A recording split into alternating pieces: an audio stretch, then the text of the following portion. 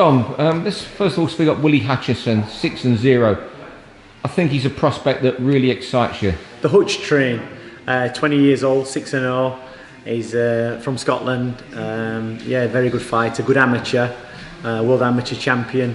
And you know, he fights for fun. He loves fighting. He loves being down here in the Ingle gym. He got plenty of competition, and yeah, he's a pleasure to work with, to be honest.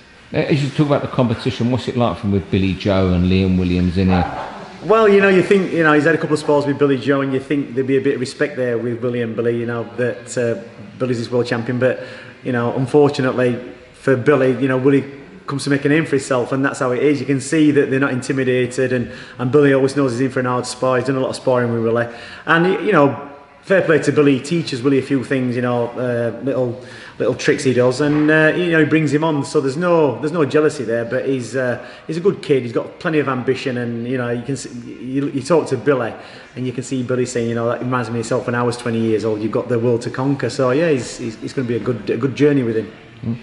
What were you looking at doing for the rest of your career as a trainer until people like Willie and Jason Quigley turned up here? Did you think, you know, I'll bail out soon myself, or? No, I mean, the thing is, you know, people said to me over the years that, you know, the fighters, they come and they go, and I had a conversation with one fighter, and he says, you know, when I leave this gym, you know, you'll be more or less done as a trainer. I went, what you've got to remember with being a trainer is as one door closes, another one always opens.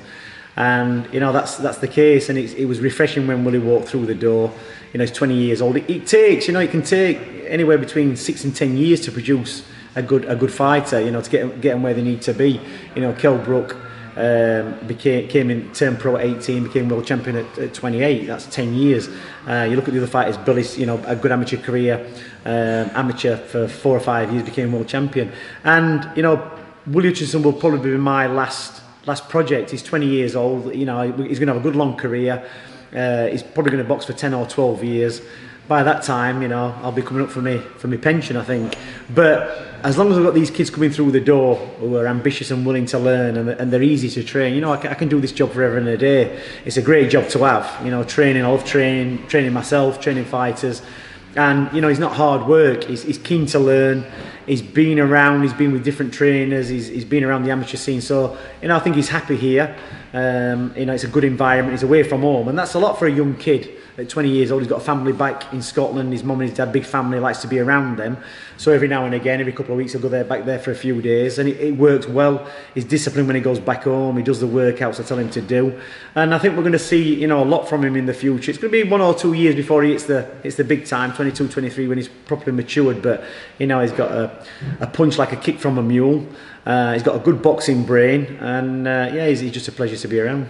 Yeah, you mentioned there Kell Brook taking that 8 years to win a world title. How patient do we have to be with Willie? Bearing in mind he's only 20, and we're in a generation where people seem to want everybody fighting for a world title after 12 fights. Well, that's true, and you know, sometimes that happens, and fighters go on and have a good career. But you know, even though he's a good boxer, he's got to learn a lot of the things. He's got to learn patience, and you know, they all want this glam lifestyle at 22, 23, driving around in big cars and wearing Rolexes. You know, boxing's a long-term project, and you know, we've had fighters like Johnny Nelson and Junior Witter over the years. What took a long time, they became world champions at 30 years old.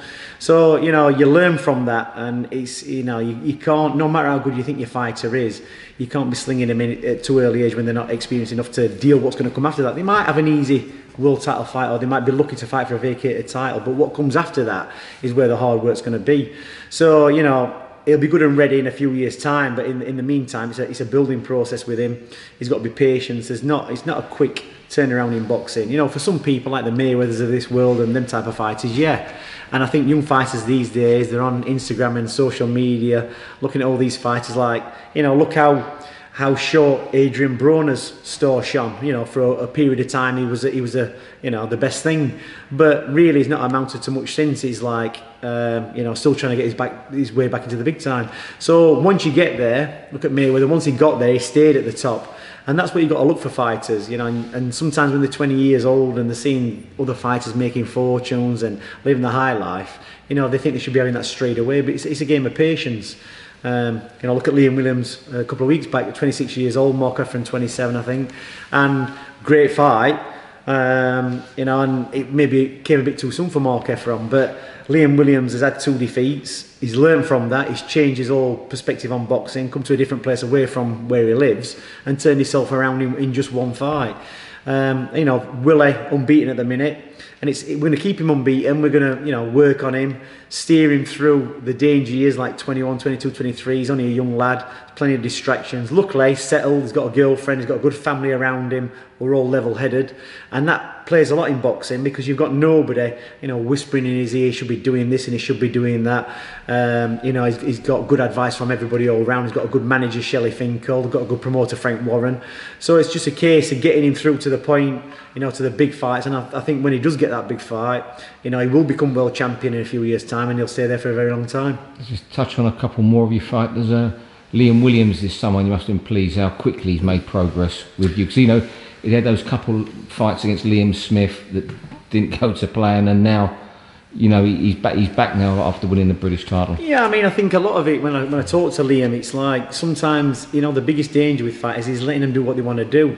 And, you know, fighters are there to fight, and sometimes they don't see from the outside like a trainer does. I've been watching and observing fighters, you know, since I was 10 years old. I used to come in here with Brendan, watch Errol Graham, Brian Anderson, Johnny Nelson, and it was all going in subliminally. You know, I was being conditioned. At the time, I never wanted to be a trainer.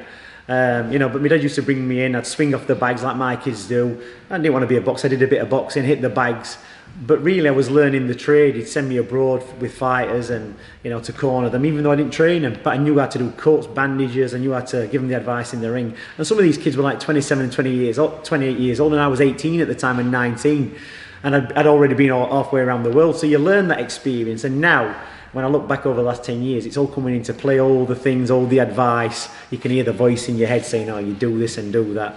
And, you know, it's good. Liam Williams, you know, has turned himself around. You know, he got beat by Liam Smith, good fights.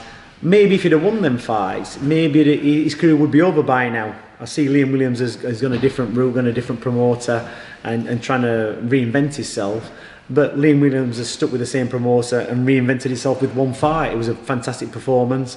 You know, he brought himself back round again, created a bit of interest. Mark Efron was a big name, a big puncher. I think people got big ideas for him, but it was a case of bringing out in Liam Williams what he had. And you know, sometimes he had to realise that himself, instead of just doing the same old thing, going at crash bang wallop. I've watched him loads of times, and he looks like a man who's very angry. He reminds me of a very angry Miguel Cotto. And like I said to him, you know, get back to your boxing. He could always box, but you know, he didn't have the patience for the boxing. He just wants to go in and rip somebody's head off. And you know, it was a great fight. He stuck to the boxing, he stuck to the game plan, and it paid off. And hopefully there's going to be some big fights down the line for him. He's only 26. He can box at middleweight or light middleweight. I think he'd be better at light middleweight. He'll be a big light middleweight. I think we can get some good fights. See him in some good fights. And Billy Joe Saunders, what do you expect or hope for him in 2019? There's always, you know, the danger. When Billy first came to me, boxed Monroe, they had a fantastic fight, you know, David Lemieux, and, you know, straight in the back of my mind then was, you know, it's a great thing that he won, but I've seen this happen so many times before that I'm not saying that Billy rested on his laurels, that when they've had a fight like that and everybody's telling you how good you are, it's very difficult to get back in and recreate what you've done. And really, he has wasted 12 months, you know, fights have fallen through. And then he managed to get one in more or less a year later against nobody special, just had a run out. But I think it's made him realise after wasting a year, he's got to really knuckle down this year and get 2 or 3 fights in. He's got the capabilities. You know, he's living up in Sheffield. He's been training all the way through the year. He's just never managed to put it into a fight. So, you know, I've trained him this morning. We've had a chat. And I said to him, look, we've got no time to waste. We've got to get back on it. There's kids coming through now. People are moving on. You've got your title's gone. So you've got to get in some fights, get in some big fights and get your title back. And yeah, he's motivated. He's come back from Christmas in a decent weight, decent shape, you know, to be honest, which is unusual for him. And he's got to, you know, we're a year gone from the Lemieux fight. Fantastic performance, but he's just never built on it. So we've got to get back on that. And he's got to be back in the gym and have some ambition about him and get his world title back.